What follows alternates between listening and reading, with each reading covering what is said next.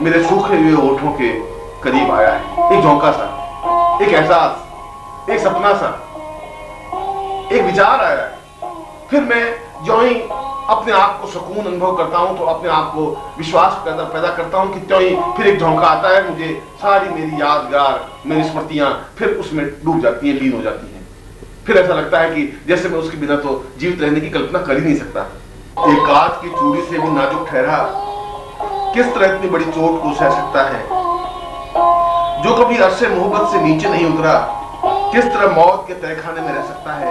आखिरी सांस की तलवार भी चल जाने दे, मुझको इस हिर्स की बस्ती से निकल जाने दे। वही संगम, वही तकदीर का पहला मिलना, तुम जहां मुझसे मिले थे मैं वहीं जाऊंगा। वह इतनी बड़ी परेशानी के बावजूद भी वह कहता है कि मैं उस जगह जाऊंगा ही जहां मुझे पहली बार तुमसे मिलना हुआ है, पहली बार मैं तुम्हें दीदार किया है, पहली बार तुमसे मैंने देखा है। एक उस झलक को देख करके मैं अपनी जिंदगी में ठहर गया हूं, उसके आगे मैं नहीं बढ़ पाया हूं। मुझे आगे बढ़ना ही नहीं है क्योंकि मैं वापस उस झलक को वापस देखना चाहता ही हूं। वो साफ कहता है कि वही संगम, वही तकदीर का पहला मिलना। तकदीर से आप पहली बार मिले और तुम जहां मुझसे मिले थे मैं वहीं जाऊंगा। ये जुदाई तो फकत है सांस का एक वक्फा, मैं महबूब न घबराओ मैं फिर आऊंगा। घबराने की जरूरत नहीं है। मैंने निश्चय कर लिया है कि तुम मुझसे जुदाई, ये जुदाई तो एक छोटी सी बात है, एक सांस का वक्फा है। सांस है और नहीं है। इस सांस का मुझे किसी प्रकार का कोई अफसोस भी नहीं है, कोई गम भी नहीं है, कोई इल्तिजा भी नहीं है। मगर मैं तकदीर का जो पहला मिलना तुम्हारा मेरा हुआ, पहली बार मैं तुम्हारी झलक देखी, पहली बार जो अक्स मेरे दिल पे उतरा, पहली बार मेरी आंखों ने जो पहचाना, मैं वापस उस जगह, उस मोमेंट पर, उस क्षण पर वापस जाना ही चाहता हूँ। यद्यपि मैं जानता हूं कि मेरा दिल इस बात को सहन नहीं कर सकता। दिल तो एक कांच की चूड़ी से भी नाजुक है, किस तरह इतनी बड़ी चोट को सह सकता है। मगर मैं चोट को सहन करूंगा। मैं अपने दिल को महसूस करके, निचोड़ करके उसके खून का एक एक कतरा भी निकालूंगा। इस बात का मुझे कोई गम, कोई अफसोस नहीं है। मैं दिल को मसल करके रखने को तैयार हूं। मगर एक तुम्हारी तरफ से इशारा मिले, एक तुम्हारी तरफ से संकेत मिले, एक मुझे एहसास हो कि शायद तुम्हारे हृदय में भी चाहत है, तुम्हारे दिल में भी कोई चाहत है। एक बार मुझे विश्वास हो जाए कि तुम भी कुछ चाहते हो, और अगर तुम चाहते हो तो फिर सांस और सांस का वक्फा मेरे लिए कोई अर्थ नहीं रखता। फिर जिंदगी एक बुलबुले की तरह मैं समझता हूँ और फिर मैं इस समुद्र को एक छोटे से दरिया की तरह समझता हूँ और मैं इस समुद्र को पार कर सकता हूँ, इस तूफान को जूझ सकता हूँ, इस पहाड़ों से टकरा सकता हूँ, इस हिमालय को सीने से धकेल करके पीछे धकेल सकता हूँ, क्योंकि मैं मर्द हूँ। मैंने निश्चय किया है, मैंने एक बार निश्चय किया कि जिस क्षण मैंने तुम्हें पहली बार देखा ठीक उसी रूप को वापस देखूंगा, उसी जगह वापस देखूंगा, उसी जगह तुमसे मिलूंगा, ठीक अपने आप को तुम्हें डुबो दूंगा, वापस एक बार एहसास करूंगा कि तुम हो और तुम्हें इस बात का भरोसा दिला दूंगा कि मैं तुम तक पहुंच सकता हूं, हर हाल में तुम्हारे तक पहुंचूंगा। जिंदगी की अंतिम सांस तक भी पहुंचा तो पहुंचूंगा जरूर, क्योंकि जिंदगी को तो एक दाव पे लगाया है और जिसने जिंदगी को दाव पे लगा दिया वह इस मंजिल को, इस रास्ते को पार करेगा ही। क्योंकि एक बार जब तुम्हें देखा, जब एक बार तुम्हारा सुकून मिला, जब एक बार तुम्हारा एहसास हुआ, तो एक अजीब सी रंगत दिल में आई, एक अजीब सा विचार दिल में आया, एक अजीब सा चिंतन मन में आया कि अगर यहां तक नहीं पहुंचे तो फिर जिंदगी का कोई मकसद, कोई मूल्य, कोई वैल्यू नहीं रहेगी, फिर जिंदगी का कोई अर्थ ही नहीं रहा। फिर तो एक सांस ढोने की एक कल्पना रह गई और सांस ढो करके मैं अपनी जिंदगी को पूरा नहीं करना चाहता। मैं जिंदगी को पूरा करना चाहता हूँ अपने तजुर्बे से, अपनी जिम्मेदारी से, अपनी जिंदगी की धड़कनों से, अपनी ऊंचाई से, अपनी मर्दानगी से, अपनी ताकत से, अपनी क्षमता से, और अपनी मर्दानगी को तुम्हारे सामने बिछा नहीं दिया। अगर मैं अपने सीने की धड़कनों को तुम्हारे सामने बिछा करके उस पर तुम्हें पांव रखने की मजबूर नहीं कर दिया, अगर तुम्हारे हृदय में चाहत पैदा नहीं कर दी, अगर एक जज्बा नहीं पैदा कर दिया, एक शोला पैदा नहीं किया, तो फिर मेरे जिंदा रहना और नहीं रहना कोई अपना अर्थ नहीं रखता। तुम चाहे कुछ भी करो, तुम चाहे मुझे बदनाम करो, चाहे बर्बाद करो, तुम चाहे मुझे देखो या नहीं देखो, तुम्हारी निगाहें मेरे ऊपर पड़े या नहीं पड़े, ये बहुत बड़ी बात नहीं है। मुझे इस बात का कोई गम, कोई अफसोस है ही नहीं। मैं तो यह जानना चाहता हूं कि अंतिम क्षण क्या होगा, जब पगडंडी समाप्त हो जाएगी, जिस पगडंडी पर मैं चल रहा हूं, जहां कांटे मेरे पांव चुभ रहे हैं, मगर इस रास्ते में चाहे कितने कांटे मिले, उन कांटों की मुझे परवाह नहीं है। इस बात का मुझे गरूर है, इस बात का मुझे तजुर्बा है, इस बात का मुझे एहसास है कि जहां पर मेरी समाप्त होगी वहां तुम खड़े मिलोगी, और जहां तुम खड़े मिलोगे वहां मैं तुमसे मिलूंगा ही, हर हालत में मिलूंगा। दिल ने सीने में तड़फ कर उन्हें जब याद किया, दरो दीवार को आमादाए फरियाद किया। ऐसा लगा कि जैसे मैंने दरवाजों से बात की, ऐसा लगा कि जैसे मैंने दीवारों से बात की। मैं फरियाद करूंगी तो किससे करूं, और कोई मेरी फरियाद सुनेगा भी क्यों? क्योंकि मेरी फरियाद तो केवल मेरे आंसू सुन सकते हैं, मेरी आहें सुन सकती हैं, मेरी बेचैनी, मेरी तड़प सुन सकती है, या ये दरवाजे सुन सकते हैं, ये दीवारें सुन सकती हैं। वस्ल से शाद किया, हिजर से नाशाद किया, उसने जिस तरह से चाहा मुझे बर्बाद किया।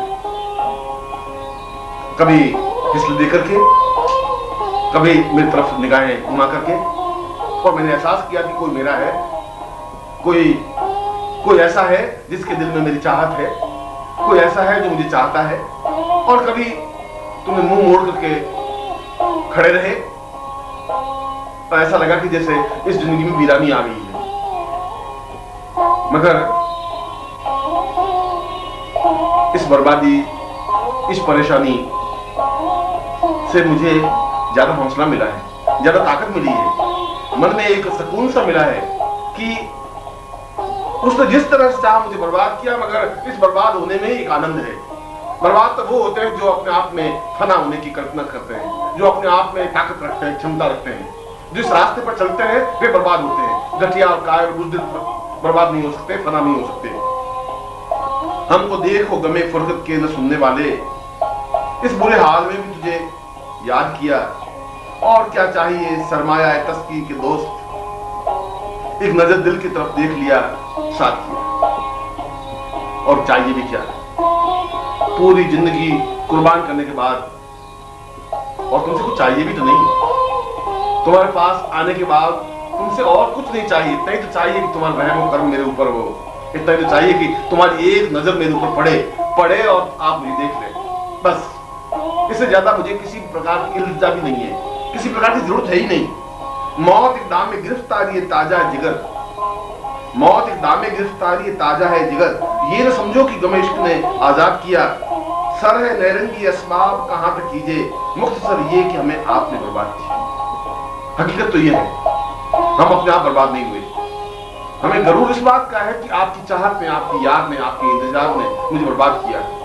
और इस बर्बादी पर जो कुछ मैंने बनाया है, अपनी जिंदगी को, अपनी सांसों को, अपनी बेचैनियों को, अपनी तड़फ को, वे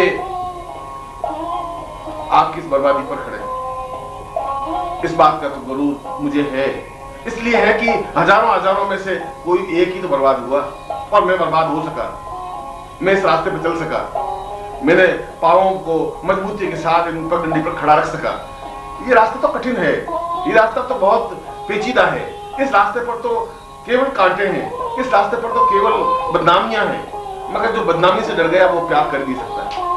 प्यार करने के लिए सबसे पहले तो बदनामी को अपने आंचल में समेटना पड़ता है। प्यार करने के लिए तो गालियां खानी ही पड़ती है, जिसने गालियां ही नहीं खाई वो प्यार करेगा भी क्या?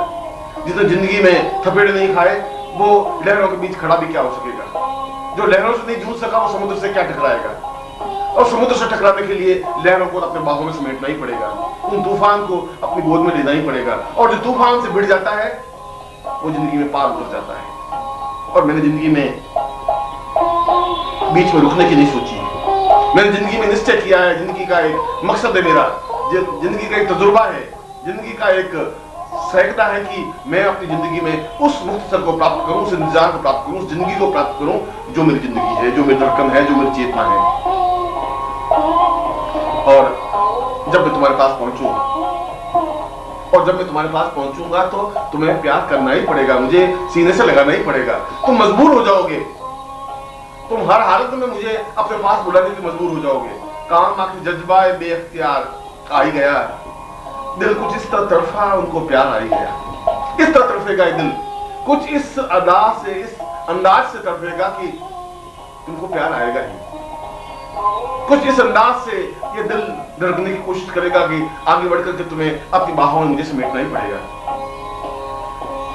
जब निगाहें उठ गई अल्लाह हरी में इराजे शौक, देखता क्या हूं वो जाने, इंतजार आ ही गया। और जब निगाहें उठी, जब निगाहें टकराई, जब निगाहें मिली, जब मैं आपके सामने खड़ा रहा, तो फिर इंतजार अपने आप में मिलने में बदल जाएगा। वो इंतजार तो रह ही नहीं सकता, क्योंकि जहां मिलन है वहां इंतजार नहीं हो सकता, जहां इंतजार है वहां मिलना हो नहीं सकता। एक सिक्के के दोनों पहलू हैं। मगर मैं इस इंतजार की पूरी मुश्किल को पार करता हुआ, इस पगडंडी को पार करता हुआ, मैं उस मिलन के क्षणों तक पहुंचना चाहता हूं, जो मिलन जिंदगी का एक लम्हा है, एक जिंदगी का एक तजुर्बा है। पूरी जिंदगी कुर्बान कर दी इंतजार में और केवल एक लम्हा चाहा है मिलने के लिए, मगर वह लम्हा भी मेरी जिंदगी का एक लक्ष्य है, मेरी जिंदगी का एक वसल है। मैंने जिंदगी में एक सोचा है कि मुझे उस मिलने के एक लम्हे को, उस क्षण को प्राप्त करने के लिए पूरी जिंदगी दांव पे लगानी पड़े तो मैं लगाने के लिए तैयार हूं। हाय ये हुस्ने तसव्वुर का फरेबे रंगो बू, मैंने समझा जैसे वो जाने बाहर आ ही गया। हाँ सजा दे खुदा इस ए तोहफे के गम, फिर जमाने बेअदब पर जिक्र यार आ ही गया। हाय काफिर दिल की ये काफिर जुनून अंगेजियां, तुझको प्यार आए न आए मुझको प्यार आ ही गया। जान ही दे दी जिगर ने आज पाए यार पर, उम्र भर की बेकरारी को करार आ ही गया। जब एक बार जिंदगी को दाव पर ही लगा दिया, जान ही दे दी जिगर ने, जब जिंदगी को ही दाव पे लगा दिया, फिर कुछ मिले या नहीं मिले इस बात का तो कोई गम है ही नहीं, इस बात का कोई अफसोस नहीं है। जब एक बार निश्चय कर ही लिया, सोच ही लिया, जब एक बार मन में विचार आ ही गया, फिर उम्र भर की बेकरारी को करार आ ही गया। वो बेकरारी, बेचैनी, तड़फ पूरी जिंदगी भर तो थी, और पूरी जिंदगी की उस बेचैनी को एक बार एहसास तो हो गया कि मैं इस रास्ते को पार कर सकता हूँ, मैं इस प्यार के रास्ते को पूरी तरह आगे बढ़ करके उस मिलन तक, उस प्रभु में, उस ईश्वर में अपने आप को लीन कर सकता हूँ, विसर्जित कर सकता हूँ, वहां तक पहुंच सकता हूँ।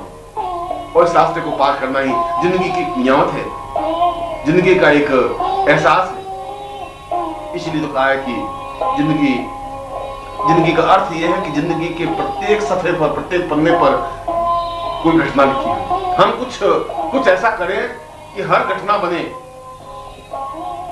किसी पन्ने पर हमारे आंसू बहते हुए मिले, किसी पन्ने पर हमारी संस्कारी हो, किसी पन्ने पर उसकी याद हो, किसी पन्ने पर हमारी आंखें खोई खोई हो, किसी पन्ने पर हम बहके हुए हो, और जिंदगी के किसी पन्ने पर उसके मिलने की चाहत हो।